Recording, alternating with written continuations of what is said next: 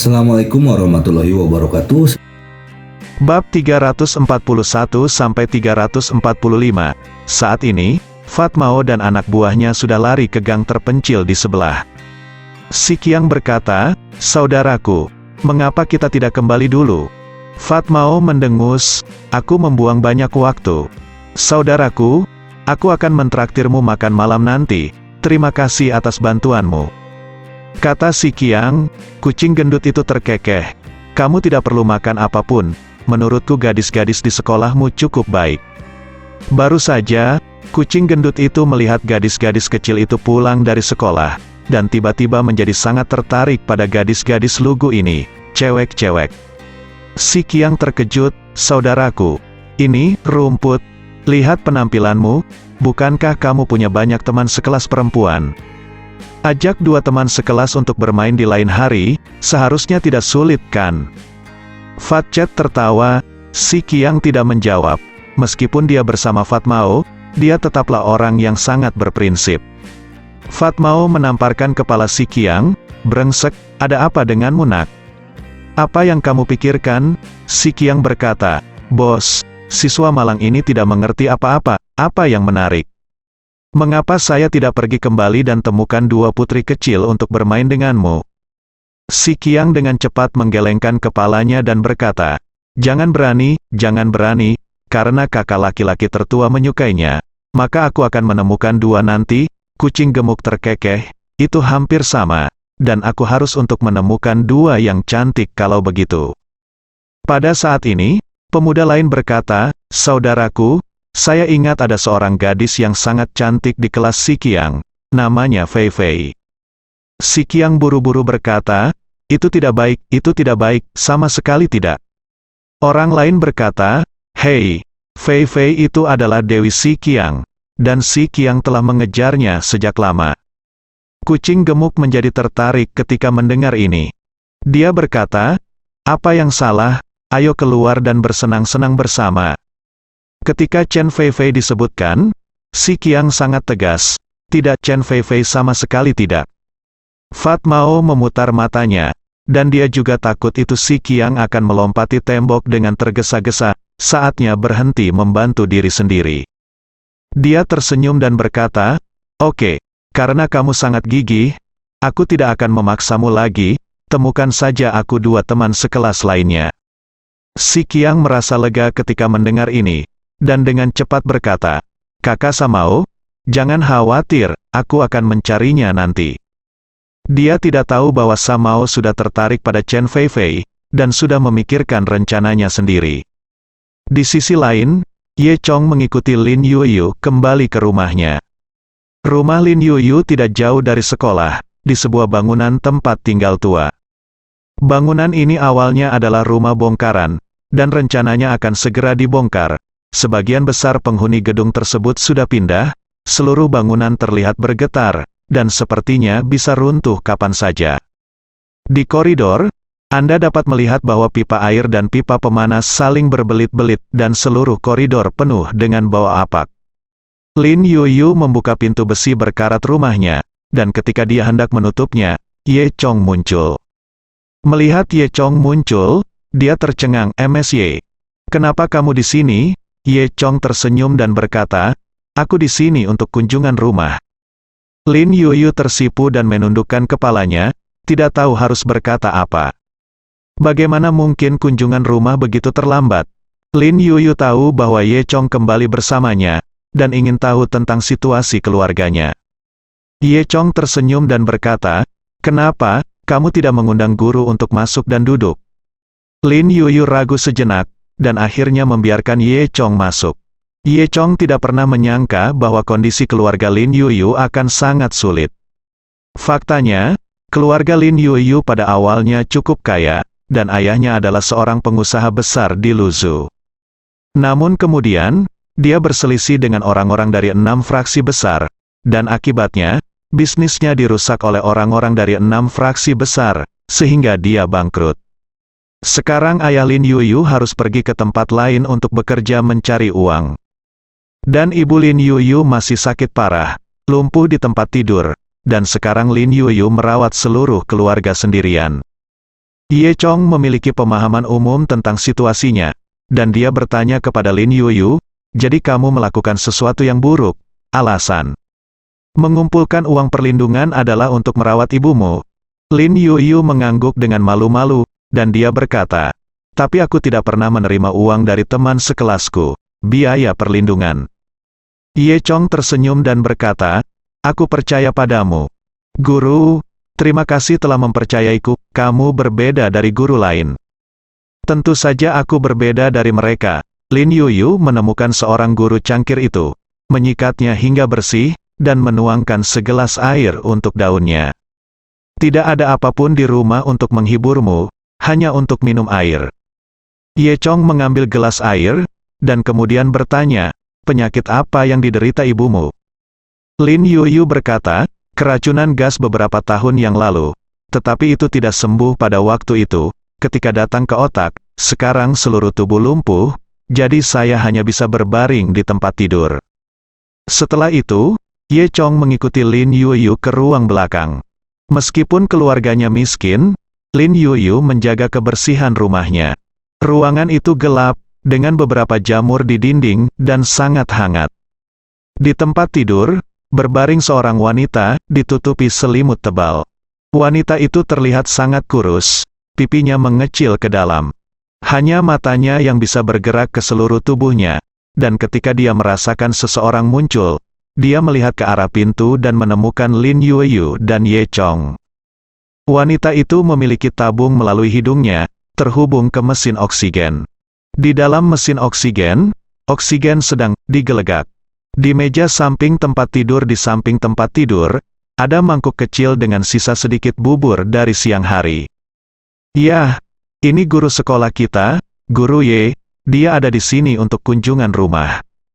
Kata Lin Yuyu, mata wanita itu bergerak, dan kemudian tidak ada reaksi lebih lanjut. Lin Yuyu menghela nafas, ibuku sudah lama seperti ini. Dokter mengatakan bahwa ini akan menjadi semakin serius, dan akhirnya dia bahkan tidak akan bisa makan, butuh banyak uang untuk menjaga kesehatan ibunya. Hidup, jadi Lin Yuyu melakukan hal-hal itu. Ye Chong melihat kondisi fisik ibu Lin Yuyu, dan berkata, tidak masalah, saya bisa menyembuhkan penyakit ini. Lin Yuyu menatap Ye Chong dengan heran, Tuan Ye, Anda bilang bisa menyembuhkannya. Benarkah? Ye Chong dia mengangguk dan berkata, tentu saja, saya akan menyiapkan sesuatu besok, dan kemudian saya akan datang untuk merawat ibumu. Di wajah Lin Yuyu, kegembiraan dan kebahagiaan yang langka muncul. Terima kasih, Guru Ye. Ayo pergi, jangan permisi, ibumu sedang istirahat. Keduanya kembali ke ruang tamu. Ye Chong berkata kepada Lin Yuyu, meskipun kamu bisa dimaafkan, kamu masih melakukan kesalahan. Lin Yuyu menundukkan kepalanya, Guru, saya tahu saya salah, dan saya tidak akan pernah melakukan ini lagi. Ye Chong berkata, oke, selama saya tahu saya salah. Kemudian, Ye Chong meninggalkan rumah Lin Yuyu. Lin Yuyu memandang kepergian Ye Chong, merasakan rasa terima kasih dan dorongan yang tak dapat dijelaskan di dalam hatinya. Keesokan harinya, Wei Huaqiang melaporkan pengumpulan biaya perlindungan Lin Yuyu ke sekolah. Sekolah sangat mementingkan masalah ini dan bahkan mengadakan pertemuan. Meskipun tidak ada bukti, tetapi mengingat pemahaman sekolah tentang kinerja Lin Yuyu dan Lin Yuyu di sekolah, sekolah akhirnya dengan suara bulat memutuskan untuk mengeluarkan Lin Yuyu. Pada sore hari, sekolah menyelenggarakan rapat umum seluruh sekolah, di mana semua siswa dan guru berpartisipasi, dan Hao Shengxian, Direktur Kantor Urusan Akademik, bertanggung jawab untuk memimpin rapat tersebut. Topik utama pertemuan itu adalah untuk mengkritik kinerja Lin Yuyu selama sekolah dan memerintahkan dia untuk dikeluarkan dari sekolah. Hao Shengxian mengambil pidato dan membacanya selama setengah jam, yang mencantumkan berbagai kesalahan Lin Yuyu, dan kemudian mengucapkan banyak kata untuk memperingatkan teman-teman sekelasnya, jangan membuat kesalahan yang sama. Semua orang sangat bosan, bahkan Niu Chunfang menguap. Rombongan siswa kelas 3 SMA semakin tidak sabar. Mereka sudah lama terbiasa dengan kritik, besar dan kecil. Beberapa teman sekelas yang memiliki hubungan baik dengan Lin Yuyu masih bercanda dengan Lin Yuyu. Yuyu, kamu menjadi terkenal kali ini, kami tidak memiliki kesempatan untuk menjadi terkenal di depan seluruh sekolah. Pada akhirnya, Hao Shengxian tiba-tiba mengumumkan cintanya pada hukuman Lin Yuyu, dia akan dikeluarkan. Setelah mendengar ini, semua orang tercengang. Hanya Wei Huaqiang dan Gao Xiong yang menunjukkan senyum sombong. Di kelas 1 tahun ketiga sekolah menengah, ada banyak orang yang membuat kesalahan lebih serius daripada Lin Yuyu, tetapi mengapa Lin Yuyu harus dikeluarkan? Hati Ye Chong jernih, bukan karena keluarga Lin Yuyu dalam masalah. Sekolah berusaha memberi contoh kepada orang lain. Pertama-tama kelompok siswa di kelas 1 senior 3 berhenti. Jangan lihat Lin Yuyu jarang menghubungi teman sekelasnya, tapi dia adalah anggota kelas. Saat ini, rasa kehormatan kolektif muncul di hati setiap teman sekelas, dan mereka hanya berpikir untuk tidak membiarkan teman sekelasnya diintimidasi. Mengapa mengeluarkan Lin Yuyu? Tepat, bagaimana menurut sekolahmu? Berani mengeluarkan teman sekelas kita dari kelas 1, senior 3. Tenang, beri aku kedamaian, Hao Shengxian meraung.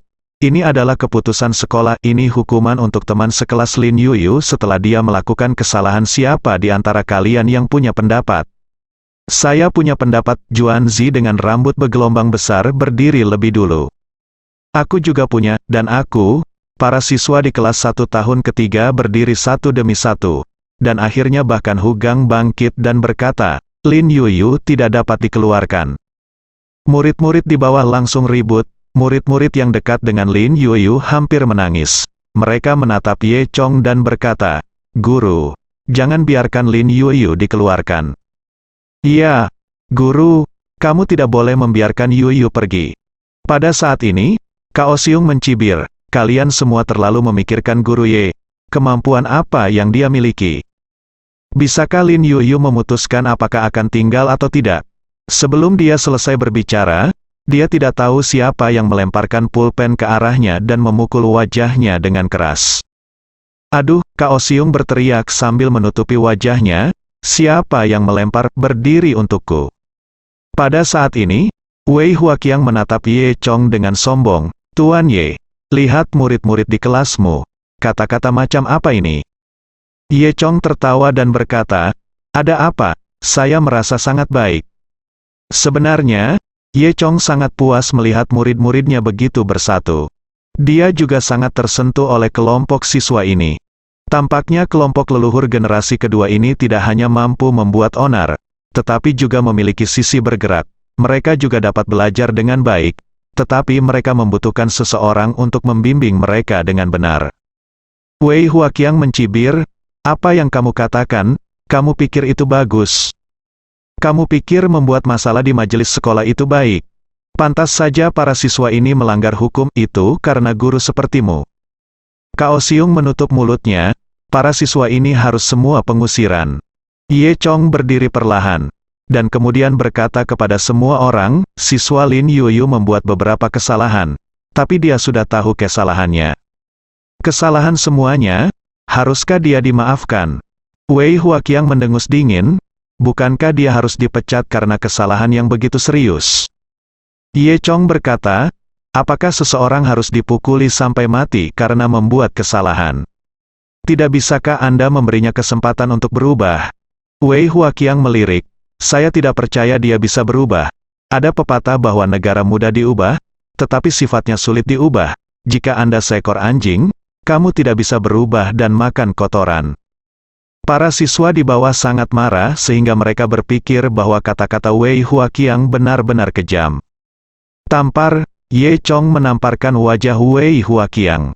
Tempat itu hening selama 3 detik. Hao Shengxian, Niu Chunfang, Tian Yongsan, dan guru serta siswa lainnya semuanya tercengang. Oke, saya tidak tahu bahwa siswa itu yang pertama bereaksi. Segera setelah itu, terdengar tepuk tangan dan tepuk tangan yang bisa meledak di atas atap. Kali ini, tidak hanya kelas 31, tetapi juga semua siswa di kelas lain bertepuk tangan. Wei Huaqiang menutupi wajahnya dengan ngeri, apa yang kamu lakukan? Dia ditampar oleh Ye Chong di depan umum, yang membuat Wei Huaqiang marah karena malu. Bahkan Hao Shengxian tidak menyangka Ye Chong berani memukul seseorang di depan umum. "Kamu Chong, kamu gila," kata Hao Shengxian sambil menepuk meja. Ye Chong mendengus dingin, sebagai seorang guru, dia mengatakan hal-hal seperti itu. Bukankah seharusnya dia dipukul? Meskipun apa yang dikatakan Direktur Wei salah, kamu tidak boleh memukul orang. Hao Shengxian berkata, "Tapi Direktur Wei, kamu juga salah. Bagaimana Anda bisa mengatakan itu tentang siswa?" Wei Huaqiang menutupi wajahnya dan menatap Ye Chong dengan kejam. "Direktur Hao, Anda harus membuat keputusan untuk saya. Ye Chong harus dihukum, dia harus dikeluarkan. Jika kami memecat guru Ye, kami tidak akan pergi ke sekolah lagi." Teriak seseorang lebih dulu. "Ya, itu benar, ayo serang bersama-sama." Semua siswa mengikuti, berteriak-teriak untuk menyerang. Ini adalah kecelakaan pengajaran yang besar, dan bahkan Hao Shengxian tidak dapat memikul tanggung jawab. Hao Shengxian tidak punya pilihan selain menenangkan para siswa. Kedua belah pihak salah dalam hal ini, mari kita lupakan saja, tetapi Anda tidak diizinkan untuk mengalahkan yang lain. Tuan Ye, wajah Wei Huaqiang tampak seperti telah memakan setumpuk. Kotoran Chong tidak punya pilihan selain beralih ke Lin Yuyu. "Tidak peduli apa yang kamu katakan, Lin Yuyu harus dipecat." Ye Chong berkata, "Tidak, sebenarnya Lin Yuyu membuat beberapa kesalahan, tetapi semuanya bisa dimaafkan." "Kamu bagaimana kamu bisa menjelaskan alasannya?" Wei Huaqiang bertanya. Ye Chong berhenti, dia tahu karakter Lin Yuyu. Untuk waktu yang lama, Lin Yuyu tidak memberitahu siapapun tentang urusan keluarganya. Gadis ini sangat kuat, dan dia tidak ingin memberitahu tentang kesulitan keluarga. Oleh karena itu, mengingat wajah Lin Yuyu, Ye Chong tidak mengatakan apapun. Dia hanya berkata, keadaan yang meringankan adalah keadaan yang meringankan, dan Lin Yuyu sendiri menyadari kesalahannya, jadi bukankah kita harus memberinya kesempatan untuk mereformasi dirinya sendiri? Dia menoleh ke Hao Shengxian dan berkata, "Direktur Hao Shengxian, katamu bahwa tujuan sekolah kita bukan untuk mengarahkan siswa ke jalan yang benar. Saya ingat ketika saya datang ke sini pada hari pertama, Anda mengatakan kepada saya bahwa kita harus melatih siswa agar berguna bagi masyarakat. Jika Lin Yuyu tidak diberi kesempatan sekarang, dia tidak akan pernah bisa menjadi orang yang berguna bagi masyarakat. Bukankah ini melanggar niat awal sekolah kita, Hao?" Shengxian mengupil dan berkata, "Kamu benar. Jika Lin Yuyu benar-benar bertobat, kita harus benar-benar memberinya kesempatan." Wei Huaqiang mencibir dan berkata, "Ayolah, sama seperti Lin Yuyu. Akankah dia benar-benar menyesalinya? Benar-benar lelucon." Ye Chong berkata, "Bagaimana dengan ini? Biarkan Lin Yuyu datang untuk membuat ulasan untuk semua orang. Jika dia benar-benar menyadari kesalahannya, kami akan membiarkannya tinggal." Wei Huaqiang mencibir, "Apa, Anda meminta Lin Yuyu untuk datang untuk ulasan? Bisakah dia mendengarkanmu? Dia mengenal Lin Yuyu terlalu baik. Hanya karena temperamennya yang sembrono, dia tidak mau mendengarkan Ye Chong sama sekali. Dia adalah tipe yang menolak untuk mengakui bahwa dia melakukan kesalahan, alih-alih mendorong bola kotoran, mendorong butir beras alih-alih." Ye Chong mendengus, "Direktur Wei, saya tahu Anda memiliki banyak penelitian tentang kotoran, tapi tolong jangan memasukkannya ke dalam mulut Anda dan memakannya sepanjang waktu." Wei Huaqiang memelototi Ye Chong dengan dingin. Banyak siswa di bawah diam-diam tertawa, tetapi mereka tahu bahwa apa yang dikatakan Wei Huaqiang benar. Karakter Lin Yuyu memang tidak menyesal, dan mereka ingin dia datang untuk ditinjau. Ini lebih sulit daripada naik ke langit. Hao Shengxian berkata, "Jika Lin Yuyu benar-benar dapat mengakui kesalahannya di atas panggung, maka dia tidak perlu dikeluarkan. Jika dia bisa naik ke atas panggung dan mengakui kesalahannya, saya bisa naik ke atas panggung dan lakukan striptis, haha." Ye Chong tertawa dan berkata, "Direktur Wei, apakah Anda memprovokasi saya? Jadi bagaimana jika Anda memprovokasi Anda? Saya takut pada Anda." "Direktur Hao, Anda mendengar apa yang dikatakan Direktur Wei barusan?" Ye Chong sedikit tersenyum, Aku sudah mengatakan semuanya. Kita adalah guru. Jangan hanya bertaruh pada ini atau itu jika kamu tidak melakukan apa-apa. Hao Sengxian berkata dengan sungguh-sungguh, lalu dia menamparkan meja. Tapi, sekarang kamu bertaruh, jika ada yang mau bertaruh dan menolak untuk mengaku kalah, maka aku akan membiarkan dia membersihkan toilet. Semua orang terdiam. Ye Chong berdiri di atas panggung dan berteriak, Lin Yuyu, datang padaku untuk ulasan. Wei Huaqiang masih tertawa, kamu hanya berteriak seperti itu, Lin Yuyu bisa muncul. Kamu benar-benar menganggap dirimu sebagai karakter, hahaha. Begitu dia selesai berbicara, senyum di wajahnya membeku karena dia melihat Lin Yuyu berjalan dengan kepala tertunduk. Lin Yuyu berjalan ke Ye Chong, dan berkata kepada semua orang, semuanya, guru, dan teman sekelas, saya tahu saya salah, dan saya tidak akan pernah melakukannya lagi di masa depan. Saya akan belajar keras, dan saya pasti tidak akan kecewa, harapan guru kamu. Semua orang tiba-tiba merasa bahwa matahari terbit dari barat. Dunia ini gila, bahkan Lin Yuyu naik ke atas panggung untuk melakukan review. Hao Sengxian mengangguk, dan berkata dengan tegas, oke, atas sikap baikmu, aku akan memberimu kesempatan lagi. Selanjutnya, kamu harus menghargai kesempatan itu, belajarlah dengan giat. Lin Yuyu mengangguk, lalu berjalan turun. Para siswa di kelas 1, 3 senior langsung bersorak. Nona Ye hebat, Nona Ye bijak, Direktur Hao bijak. Direktur Wei membunuh koin, saya tidak tahu siapa yang meneriakkan kalimat terakhir, yang membuat semua orang tertawa. Banyak siswa benar-benar diyakinkan oleh Ye Chong. Hu Gang mendengus, dan berkata dalam hatinya, aku harus memikirkan cara, bahkan aku akan tergerak oleh Ye Chong ini, jika ini terus berlanjut, seluruh tahun senior umumnya akan jatuh, tahu siswa mana yang berteriak satu kalimat striptis, kemudian, semua siswa mulai bertepuk tangan dan berteriak, striptis, striptis. Wei Huaqiang sangat malu sehingga dia tidak punya kesempatan untuk menemukan celah di tanah. Kaosium di sebelahnya diam-diam menghela nafas lega, bersyukur dia tidak maju dengan Wei Huaqiang kali ini. Hao Sengxian berkata, Direktur Wei, saya bersedia menerima taruhan. Sekarang setelah Anda kalah, sekarang saatnya untuk memenuhi janji Anda. Wei Huaqiang memandang Hao Sengxian dengan malu. Direktur Hao, biarkan masalah ini dilupakan. Mengapa, apakah kamu ingin mengingkari hutang? Atau kamu hanya ingin membersihkan toilet? Wei Huaqiang tidak punya pilihan selain berdiri di atas panggung dengan wajah sedih, lalu melepas mantelnya sambil memutar tubuhnya. Para siswa di bawah langsung mencemooh, Direktur Wei adalah penari yang baik. Maaf, Direktur Wei, Anda telah mempelajarinya. Direktur Wei, sebelum Anda menjadi guru, apakah Anda hidup dengan menelanjangi? Direktur Wei, kamu bukan iblis yang kembali dari Pulau Tai, kan? Semuanya tertawa.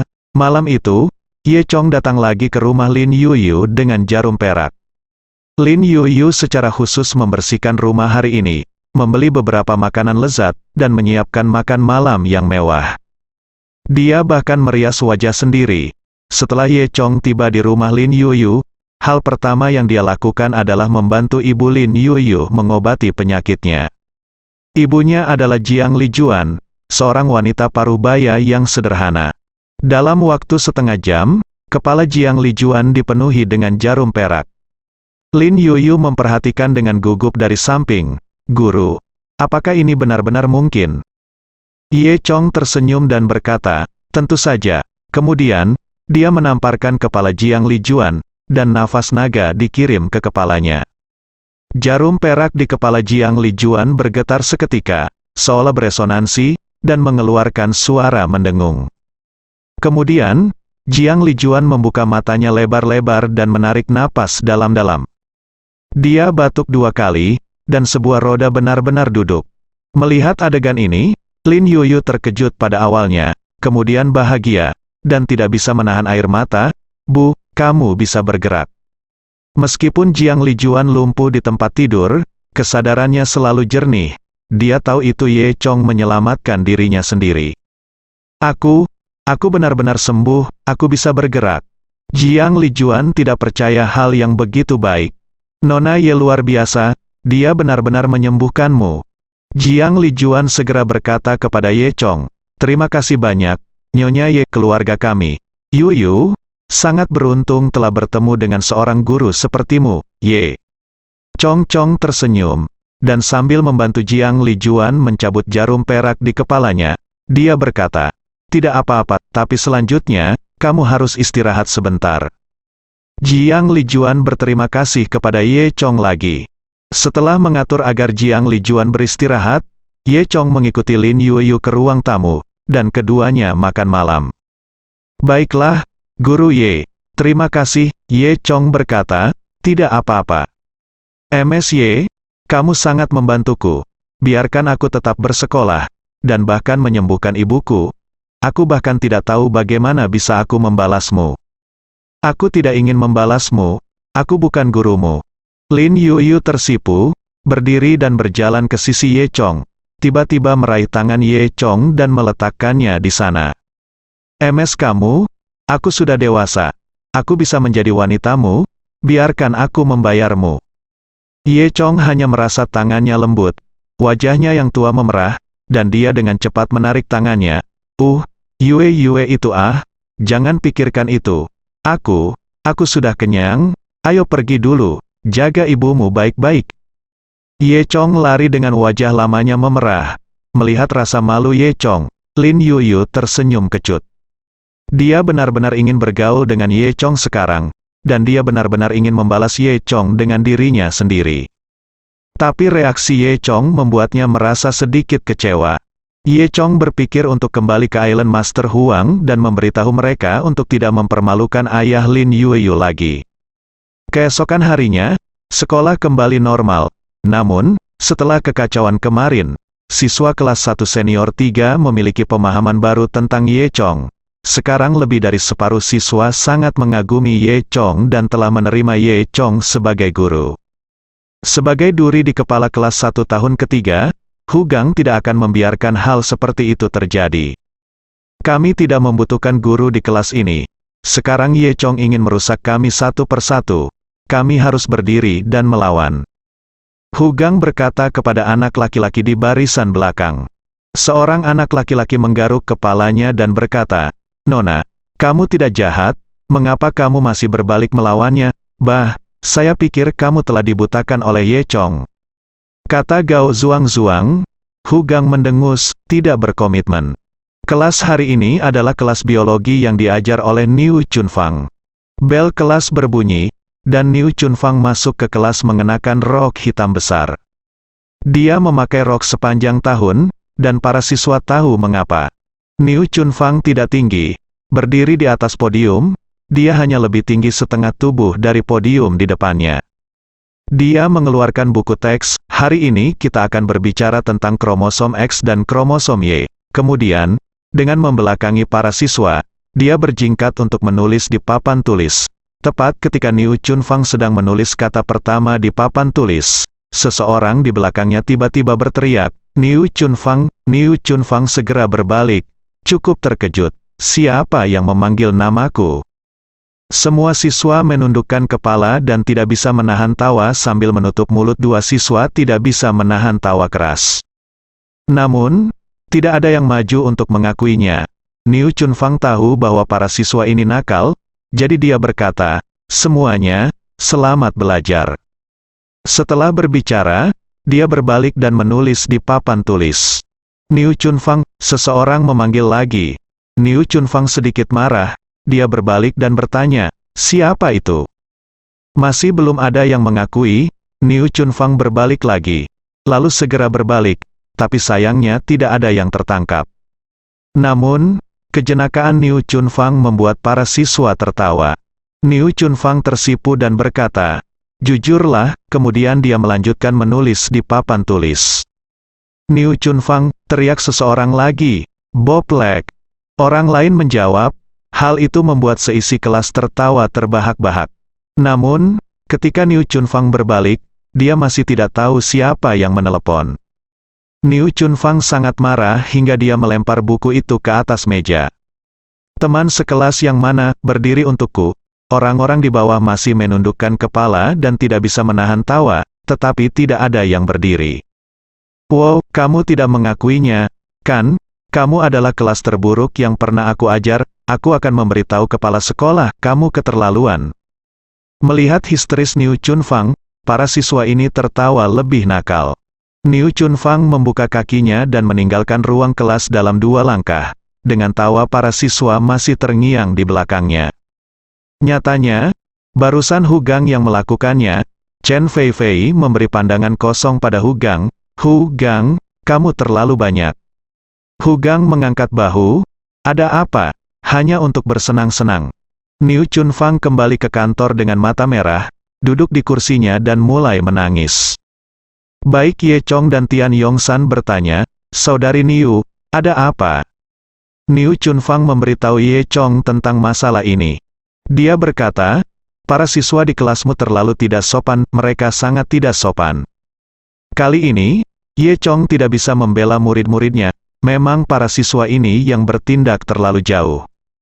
Wei Huaqiang mendengarkan dengan dingin dari samping, menunjukkan ekspresi sombong lainnya. Saudari Niu, jangan khawatir. Aku akan mengurus masalah ini, aku akan menghukum bajingan bodoh itu. Kata Ye Chong. Niu Chunfang menyeka hidungnya dan tidak berkata apa-apa. Ye Chong berkata lagi, ngomong-ngomong, Sister Niu, aku juga tahu kenapa kamu memakai rok. Apakah kamu terlahir dengan kaki tertunduk? Niu Chunfang sedikit tidak senang. Tian Yongsan diam-diam mencubit Ye Chong di sampingnya, mengira Ye Chong ini asli. Mengapa pot mana yang tidak bisa dibuka dan pot mana yang harus diangkat? Ye Chong tersenyum, Saudari Niu, aku sebenarnya punya cara untuk membuat kakimu normal. Niu Chunfang berkata, jangan mengolok-olokku, umurku hampir 40 tahun, tulang di kaki ini bagaimana bisa jadi normal lagi? Ye Chong tersenyum, tentu saja aku tidak bercanda. Aku benar-benar punya cara. Tian Yongsan juga berkata kepada Niu Chunfang, Saudari Niu, keterampilan medis Ye Chong sangat bagus. Ya, kenapa tidak Anda hanya percaya padanya sekali? Mendengar apa yang dikatakan Tian Yongsan, Niu Chunfang akhirnya sedikit tergerak, dan bertanya, MSY, bisakah Anda benar-benar meluruskan kaki saya?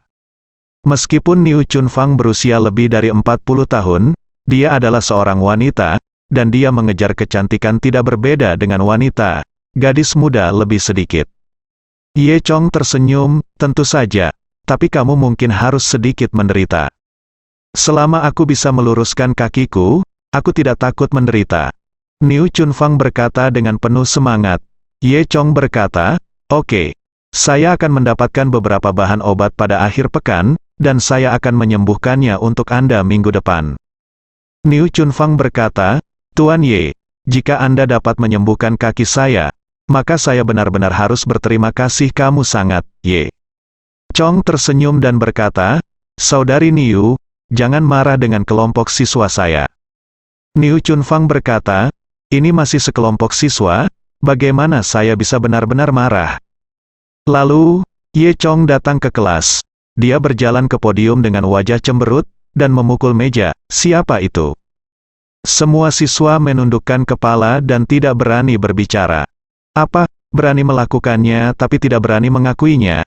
Siapapun yang menindas Tuan Niu membela saya. Tetap tidak ada yang berbicara. Ye Chong berkata lagi, lihat dirimu. Kenapa kamu tidak menggertakku? Kamu tahu bagaimana menggertakku? Kamu selalu berpura-pura menjadi karakter dari kota Luzu. Mungkinkah orang-orang menggertak seperti kamu?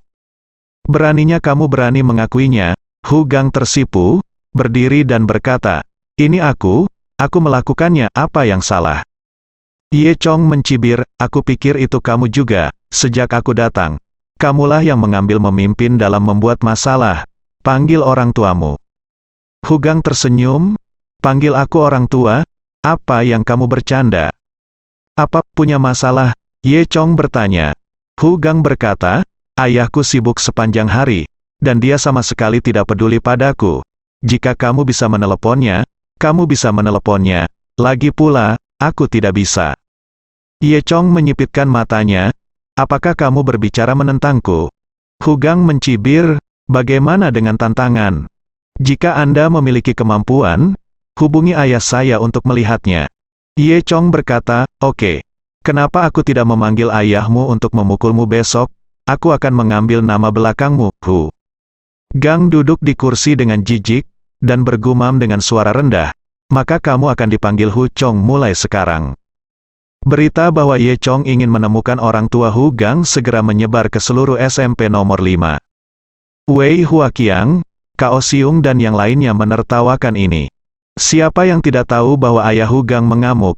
Dia adalah real estate buaya di kota Luzhu. Saya biasanya sangat sibuk. Saya tidak punya waktu untuk mengurus Hu Gang. Setiap tahun, sekolah mengirimkan surat kepada keluarga saya, yang berisi kinerja dan nilai siswa di sekolah. Hu Zuofei tidak pernah menyentuh surat-surat ini. Dulu ada guru di sekolah ingin menemukan orang tua Hu Gang, tetapi dia mendengar bahwa dia dimarahi oleh Hu Zuofei.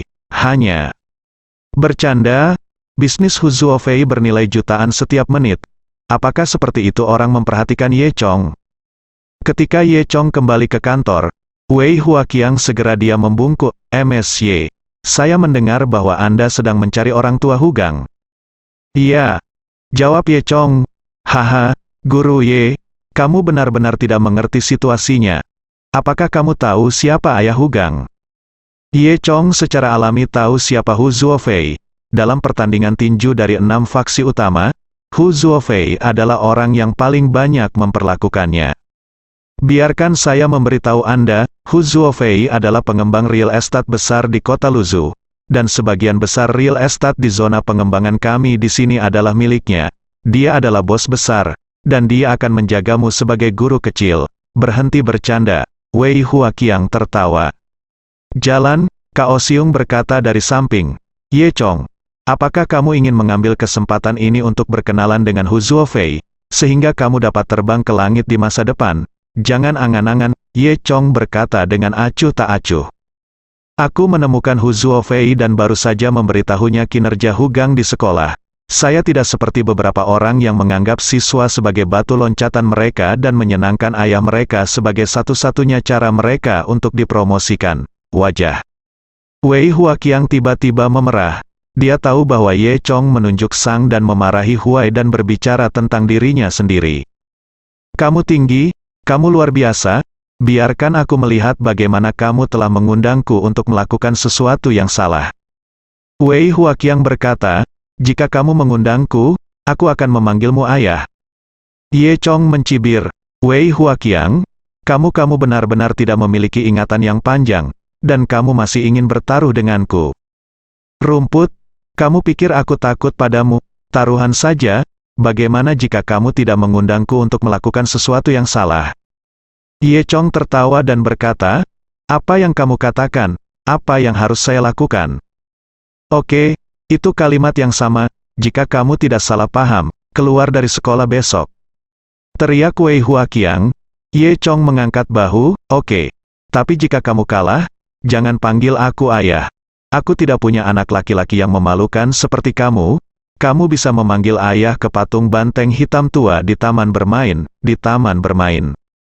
Ada patung sapi tua berwarna hitam berbentuk tanah pertanian, yang konon merupakan sumbangan dari seorang dermawan bernama Yifu. Wajah Wei Huaqiang memerah, dan dia berpikir bahwa Ye Chong terlalu mampu mengubur orang. Apakah kamu tidak pantas menjadi anaknya? Dia hanya ingin membantah, tetapi ketika dia memikirkannya, itu salah. Mungkinkah dia masih terburu-buru menjadi anak orang lain? Dia dirugikan ketika dia mengatakan hal yang benar dan mengatakan dengan cara yang salah. Wei Huaqiang menatap Ye Chong dengan kejam, dan berhenti berbicara. Keesokan paginya, ketika Ye Chong melihat Hu Gang, dia bertanya, di mana orang tuamu? Hu Gang tersenyum dan berkata, bukankah aku mengatakan bahwa aku tidak dapat menemukan ayahku? Ye Chong mendengus, lalu dia kembali ke kantor dan menelepon Island Master Huang. Chong, Tuan Chong, apa yang kamu sibuk? Mengapa kamu meneleponku ketika kamu punya waktu? Tuan Pulau Huang merasa tersanjung. Tuan Pulau Huang, telepon Hu Zuofei sekarang dan katakan padanya untuk datang ke sekolah untuk menemuiku dalam waktu setengah jam. Atau kamu akan menanggung risikomu sendiri. Ye Chong menutup telepon setelah berbicara. Saat Ye Chong menelepon, Wei Huaqiang dan Cao Xiong ada di sana. Semua orang tercengang. Apa? Meminta Hu Zuofei untuk datang menemui Anda dalam waktu setengah jam. Jika tidak, Anda akan menanggung risiko sendiri. Wei Huaqiang memandang Ye Chong seperti bodoh. Pertanyaan besar. Cao Xiong tertawa di samping. Tuan, apakah Anda gila? Ye Chong tidak peduli untuk memperhatikan kedua orang ini. Wei Huaqiang sangat kesal saat melihat sikap kepura-puran Ye Chong. Oke, mari kita tunggu di sini selama setengah jam dan lihat apakah Hu Zuofei akan datang. Juga, saya ingin melihat apakah Hu Zuofei akan datang. Jika dia tidak datang, bagaimana Tuan Ye membuatnya bertanggung jawab atas konsekuensinya? Haha. Tambah Cao Xiong, Master Pulau Huang di sisi lain ketakutan, dan tampak sedikit marah setelah mendengar nada bicara Ye Chong. Dia tidak berani lalai, jadi dia buru-buru menelepon Hu Zuofei. Dan Hu Zuofei sedang memeriksa real estate saat ini. Jadi ketika dia melihat nomor telepon Master Pulau Huang, setengah jam telah berlalu. Huang, Master Pulau Huang, kenapa kamu memanggilku sendiri? Hu Zuofei sama-sama tersanjung. Kamu bocah tua, mengapa kamu menjawab telepon? Apakah kamu ingin mati? Master Pulau Huang berteriak padanya begitu dia menjawab telepon. Membuat omong kosong, dia buru-buru bertanya, apakah saya melakukan kesalahan? Tuan Pulau Huang, jangan marah, apa yang terjadi? Baru pada saat itulah Tuan Pulau Huang berkata, Tuan Chong mendatangi Anda dan meminta Anda untuk tiba di sekolah putra Anda dalam waktu setengah jam, atau Anda akan menanggung risiko sendiri. Apa? Setengah jam. Lalu saya akan pergi sekarang, Hu Zuofei berkata dengan tergesa-gesa. Tidak perlu khawatir, kata Master Pulau Huang sambil tersenyum masam. Ah, ada apa? Hu Zuofei bertanya. Karena Tuan Chong meneleponku 1 jam yang lalu. Huang Daozu mendengus. Lagi pula aku tidak bisa menghubungimu. Hu Zuofei ketakutan, dan dengan cepat mengatur agar pengemudi bergegas ke sekolah menengah kelima dengan kecepatan penuh. Pada saat ini, kantor kelas, Wei Huaqiang melihat arlojinya dan menatap Ye Chong dengan mengejek, Guru Ye, apa yang baru saja kamu katakan? Kami akan tiba di sana. Dalam waktu setengah jam, Gao Xiong tertawa di samping. Wei Huaqiang menggelengkan kepalanya, haha, Nyonya Ye, kamu bilang kamu ada di depan kami. Apa gunanya berpura-pura? Ye Chong tidak berbicara, wajahnya muram. Dia tidak menyangka bahwa omong kosong ini akan berani melanggar perintahnya. Sangat aneh bahwa dia akan ditertawakan oleh Wei Huaqiang. Di saat yang sama, mobil Hu Zuofei sudah terparkir di gerbang kampus. Dia buru-buru keluar dari mobil, bergegas ke gerbang kampus, dan berlari di sepanjang jalan yang ditumbuhi pepohonan. Kepalanya yang gemuk berlumuran keringat. Dia berlari ke gedung pengajaran dengan gusar dan baru saja bertemu Hao Shengxian di pintu gedung pengajaran. Hao Shengxian mengenal Hu Zuofei, jadi dia bergegas untuk menyambutnya. Ah, bukankah ini Tuan Hu? Bagaimana Anda datang? Untuk apa kau terburu-buru? Presiden Hu? Mengapa, Presiden Hu? Apakah kamu tidak melihatku? Ini aku, Lao Hao, Hu. Zuofei menemukan Hao Shengxian saat ini, terengah-engah dan berkata, bahwa aku menemui Guru Ye. Hao Shengxian tidak bereaksi untuk beberapa saat. Lihat Guru Ye, dia tidak mengerti. Mengapa dia berlari begitu cepat ketika dia pergi menemui Ye Chong? Sepertinya dia sangat ingin melihat cucu kakeknya. Trik apa yang digunakan Tuan Ye? Mungkinkah dia memberitahu Tuan Hu bahwa Hu Gang sudah mati? Hu Zuofei mendorong Hao Shengxian dengan kasar dan berkata, apa yang kamu lakukan? Hao Shengxian tiba-tiba memiliki firasat buruk di hatinya. Jangan bawa aku ke sana dulu. Hao Shengxian mengangguk, dan buru-buru memimpin Hu Zuofei menuju kantor Ye Chong. Pada saat ini, Juanzi dari kelas 1, 3 senior sedang melihat keluar jendela, dan dia kebetulan melihat 2 orang. Juanzi berteriak kaget, Hu Gang, Don, tidak Anda pikir itu ayahmu? Hu Gang terkejut, dan bergegas ke jendela, menarik Juanzi pergi, lalu menjulurkan kepalanya untuk melihat keluar, dan hampir jatuh dari jendela.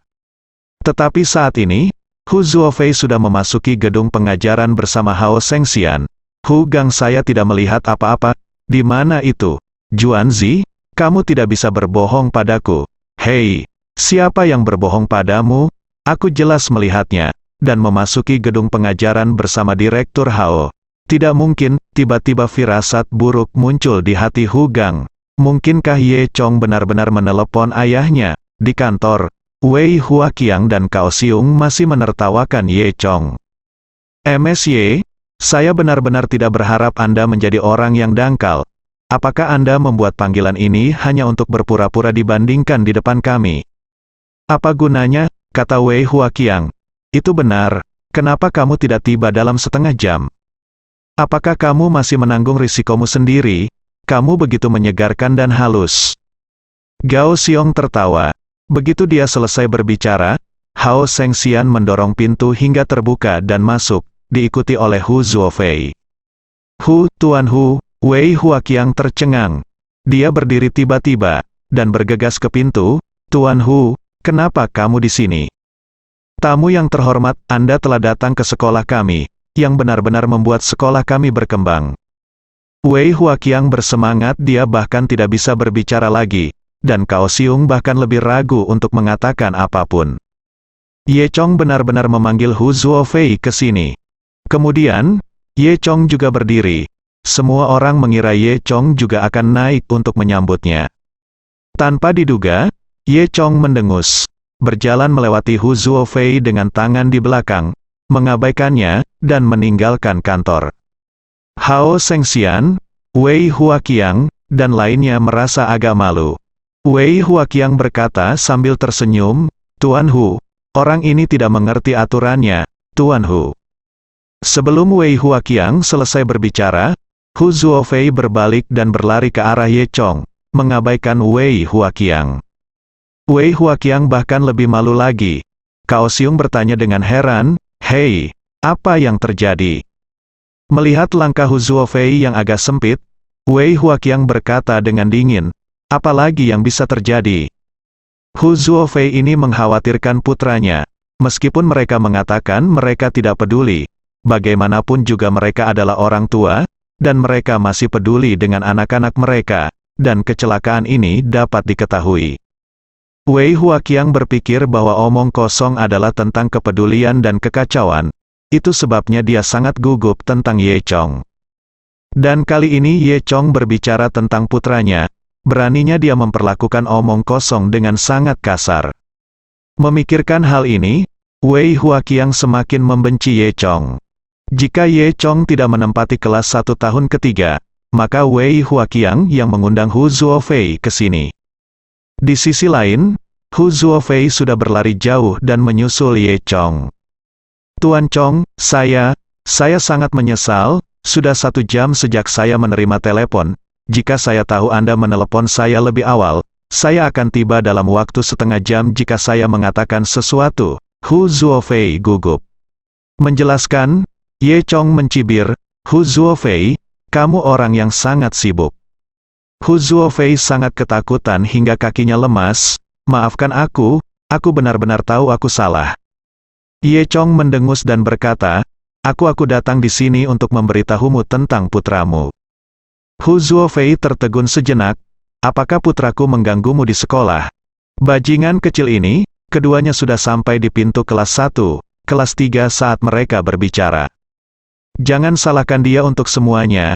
Izinkan saya bertanya mengapa Anda tidak peduli dengan putra Anda. Karena Anda melahirkan dan tidak mendidiknya dengan baik, mengapa Anda melahirkannya? Hu Zuofei mengangguk, Tuan Chong. Aku mengerti, kamu itu tergantung bagaimana aku mendidiknya. Ye Chong terkejut. Omong kosong ini pasti salah paham. Dia masih ingin menjelaskan kepada Hu Zuofei. Tetapi Hu Zuofei mendorong pintu hingga terbuka. Para siswa di kelas duduk bosan satu persatu. Hu Gang sedang duduk di baris terakhir. Dan dia masih bertanya-tanya, apakah benar Juanzi mengatakan bahwa dia baru saja melihat ayahnya? Saat dia bertanya-tanya, dia melihat ayahnya mendorong pintu dan masuk dengan ekspresi marah di wajahnya. Bersambung.